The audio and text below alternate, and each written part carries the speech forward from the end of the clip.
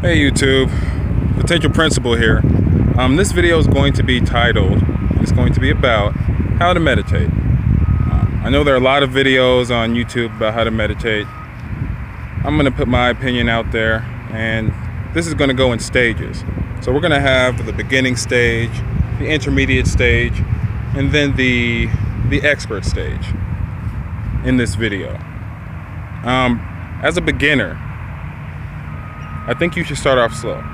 I said this previously in my video. I don't think you should jump into meditation. That's an easy way to lose interest in it, because you don't know what you're getting into if you completely jump into it and you start meditating every single day without a clear plan. So, as a beginner, the first thing I want to say is that you should limit this beginning period, this beginning stage, to 1 to 2 weeks. So that's 7 to 14 days, okay? You can either meditate every single day for 14 days, every single day for 7 days, every other day for 7 days, or every other day for 14 days. I would recommend meditating every other day for 14 days. However, some of the other methods I just mentioned are acceptable within this model. Okay, so you're gonna wanna meditate for that long. When you start meditating, you're going to want to let your mind wander. Now, I know that this is much different than what has been shown on most YouTube videos about meditation. The idea that you're just going to let your mind completely wander. However, yes, that is what I suggest. I suggest completely letting your mind wander for 7 to 14 days, and the only action that you're going to take is that you're going to observe your thoughts. Okay, those going to be, you aren't trying to control your thoughts whatsoever. Not even slightly. You're just going to observe them. And the reason for this is that you want to find out about yourself. You want to learn about yourself. So you're learning about yourself and how your mind wanders for this 7 to 14 day period. And you're just going to let it wander and observe it. Okay? You're going to, if you're going to focus on anything, your focus should be on impartially observing your own thoughts while you're having them. And the next thing I want to say is that you're going to want to also focus on how your body feels while you're meditating. And what I mean by that is you're potentially going to have some tension in certain areas of your body, some tightness. You might have the opposite. You might feel very loose in certain areas, okay, and very relaxed, and you might feel tension in other areas. You're going to want to focus on that, because that tension is important for you individually, because it shows you not only what parts of your body aren't in agreement with you meditating, but it also shows you where you might have potential health concerns, and it can even show you how to alleviate those health concerns if you, in the intermediate stage, meditate on that. And the next thing you're going to want to do is you're going to want to limit this meditation to a 5 to 15 minute or 10 to 20 minute time frame. If you can do 10 to 20 minutes, that's what I recommend. However, meditation can cause insomnia and trouble sleeping, because it makes your mind a little restless afterwards, and primarily it increases mental energy, and from my experience, physical energy also. So if you're having problems with insomnia or trouble sleeping after you've been meditating in this beginning stage for 10 to 20 minutes, then drop it down to 5 to 15 minutes, okay? And then the next thing you want to do is you're going to find a quiet place to meditate. This is very important. You want to find a place that's as quiet as possible, okay? Because what you may not know is that when you meditate, you are highly manipulatable. Your subconscious and your unconscious are highly manipulatable. And I'm not saying that something is trying to manipulate you. I'm just saying that the reason that you're meditating is probably so that you can get what you want out of your own mind. So that's the importance of finding a quiet place, is so that you don't have your family, your friends, your children, or even your husband or your wife in the room saying things, having conversations that could influence how your subconscious and unconscious mind are interacting with you while you meditate. The same thing goes for music and television, and also binaural beats, white noise, brown noise, and black noise, any of those types of outside influences. And the binaural beats, the white noise, the brown noise, the black noise, and guided meditation, that's good. I just don't suggest that until you become an intermediate meditator. And I would say a midway through intermediate meditation. I don't suggest it because you don't know how that's going to influence you because you've just begun meditating. So until you know how that's going to influence your meditation, whether it's positive or negative, I would say stay away from it. And then the next thing that you're going to want to do is you're going to want to have a body position that is primarily as comfortable as possible. And what I mean by comfortable, I mean that you have as few aches in your body as possible, and you can stay in that position for at least 20 minutes. However, even though it's comfortable, you want to make sure that it is something that will allow for a meditative state, as opposed to something that will allow for a sleep state. If you know from experience that you can lay down on your bed and you can stay awake for 20 minutes, or if you're doing this when you aren't tired, then that's perfectly okay. It's comfortable. You aren't going to fall asleep. However, if you're sleepy and you still want to meditate, then you probably want to get in a more upright position. So what's most important is comfortability and the ability to maintain a meditative state as opposed to a sleep state for a maximum of 20 minutes during this beginning state or beginning stage. The next thing is hand position. A lot of people on YouTube and around the world suggest certain hand positions while you meditate. I think your hand position should be as neutral as what you just saw, and that means flat, fingers spread out. I think that as a beginner, you should start with a flat, neutral hand position for the same reason why you shouldn't have people around you in your family, and the same reason why you're doing this in the first place. You're a beginner.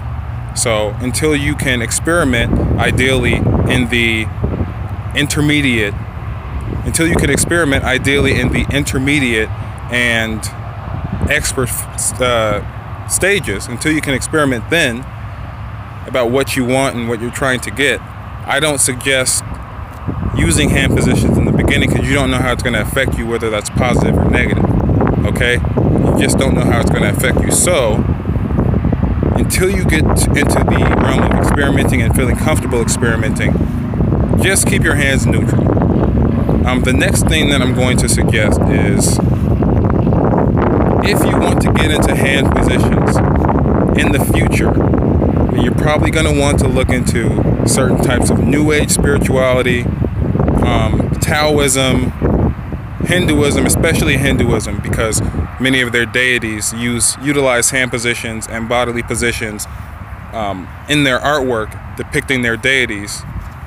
So they probably have a lot of information on it. I haven't looked into it personally. I've had some experience meditatively with certain things that you could call Hindu visuals. However, I've never considered myself a Hindu, so I wouldn't be an expert in that regard. I just know that they use a lot of hand positions and a lot of body positions. Case in point, yoga, Kama Sutra, they're pretty big on that. So you might want to look into that. And I only suggest that when you're at the intermediate stage. Okay, so now having moved out of the beginning stages, because that's everything that I just said is what I suggest for beginners.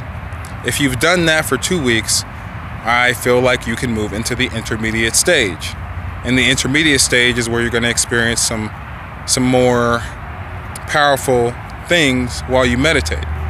The beginning stage is so that you get comfortable with the idea of doing something every single night or every single morning, and you get comfortable with the idea of being alone with yourself mentally, okay?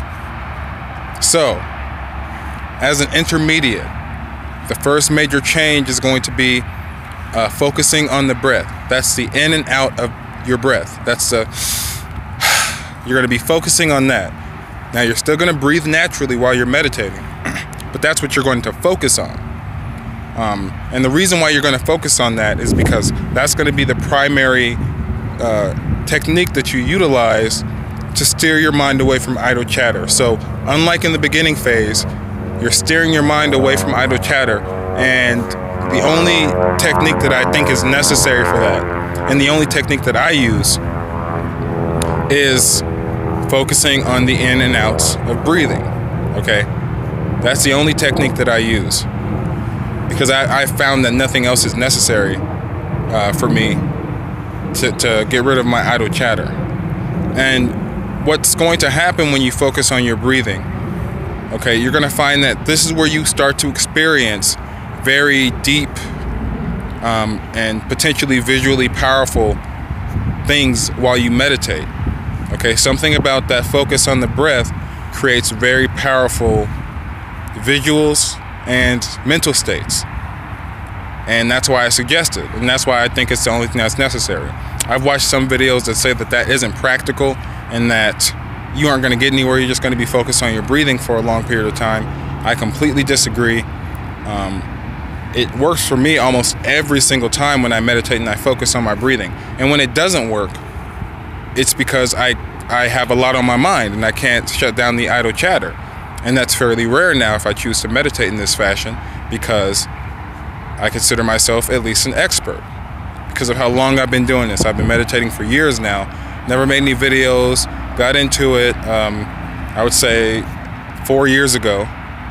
And then I've just done a lot of meditation. And I don't conventionally meditate like an average meditator would anymore because of how long I've been doing this. So your methods start to evolve and they become highly personalized. Okay? They become highly personalized. That's why a lot of the suggestions in the intermediate and expert level are less than the beginning level, because your meditation, whoever's watching this, your meditation is going to become highly personalized. Okay, so and another thing I suggest with this intermediate level meditation is, if you don't do drugs, I don't suggest that you start doing drugs. There's no reason to start if you aren't doing drugs. It's almost redundant, because meditation is it's almost like a drug in a sense that it gives you altered states of consciousness. You know, like smoking marijuana or doing psychedelics, it gives you an altered state of consciousness. You just don't have to consume anything from the outside world, and it's very nice. You aren't relying on outside influences to give yourself that state. It's just all about your mental focus. However, if you're doing drugs, and when I say drugs, I'm only speaking on marijuana and psychedelics, because I don't recommend any other form of drug that causes harm on the body. Most psychedelics can't be proven physically harmful. Marijuana can't be proven physically harmful unless you smoke so much that the tar in your lungs becomes an issue. And even then, you could eat the plant. So those are the only types of drugs that I would suggest, because I don't agree with harming your body unnecessarily if you can help it. If you can help it. And I wouldn't suggest that to people. However, if you're taking drugs, before you started watching this video, if you were smoking marijuana or if you did some psychedelics and you want to incorporate that into your meditation, that is your prerogative. I wouldn't tell you not to. I would only tell somebody who hasn't started doing drugs that they don't need to. However, if you have been doing drugs that are marijuana, that is marijuana or psychedelics, and you want to incorporate that, try it out if you want to. It's your prerogative. I'm not telling you to if you want to. Just be safe. Obviously, just be safe. The next thing, and this is one of my favorite topics, is how to use this intermediate level meditation to further your creative works, your artistic works, or your scientific works. For me, it's very simple. Say I want to draw something, but I can't get any inspiration. What I would do is, even though I'm at the intermediate level, I would first, in the beginning of my meditation, for 5 minutes, I would let my mind wander about the subject that I want to draw with the conscious knowledge that I'm trying to draw something. So I would let it wander for 5 minutes. And then after that 5 minutes, I would then focus my attention on the in and outs of my breathing. And this is just like when you dream. People who think about something or have something on their mind before they go to sleep, they often dream about that. So we're trying to take this same effect and apply it to meditation. Okay, so it works not only for art, all types of art, music, drawing, painting, visualizations, science, chemistry, mathematics, whatever it is that you want your meditative energy to focus on, just let that flow in your mind for 5 minutes before you bring your attention back to your breathing. It's very effective, and all of meditation is effective. It's one of the things I love about it. You can get really good out of it, and you can get really bad out of it. It depends on where your mind is, you know. So it's really up to you. It's a very freeing activity in that regard. Okay, so that's everything I just said is what I think you should begin to start when you're at the intermediate stage of meditation. Now, for the expert stage, the first thing that I think you'll recognize that puts you in the expert category is you'll be what I'm going to call an interspace captain. What do I mean by that? Okay, so I know it sounds like interspace captain. Okay, so when you become an expert meditator and you can shut down idle chatter in your mind and focus on your breathing, and you have a talent for this, or you have practiced it, now you have the skill. When you become that kind of meditator, you'll then experience a lot of dramatic things within your mind. I say interspace captain because it's like you're consciously choosing to say, I'm going to go to these different worlds in my mind, and I'm going to experience these different types of existence, and I'm going to be the captain of this conscious ship that I am directing. That's how it works. You'll go, depending on how your meditation works. I know for me, I go through wormholes sometimes. Sometimes I teleport. Sometimes I wake up, like in a bed, or just sitting down on the floor, or a floor in some different type of reality. When I first started meditating, I would experience feeling like this energetic thing rolling around different types of matter, I guess you could say. And then the more I meditated, the more corporeal it started to feel, and the more I would have a similar body, and I would be going to different places with this body that were like the world I live in. They were never exactly the same. So kind of like when you're dreaming, you can have dreams about a great many things, but the interesting thing about meditation is that it's so conscious. So you really get to see this from the beginning, and even to the end sometimes, depending on how you meditate. It's such a conscious shift in your reality. It's like you're in a place, you have some form of a body, and you have directed yourself there. You're an interspace captain, and you're the ship. So that's, if you experience anything like that, you're getting into expert territory.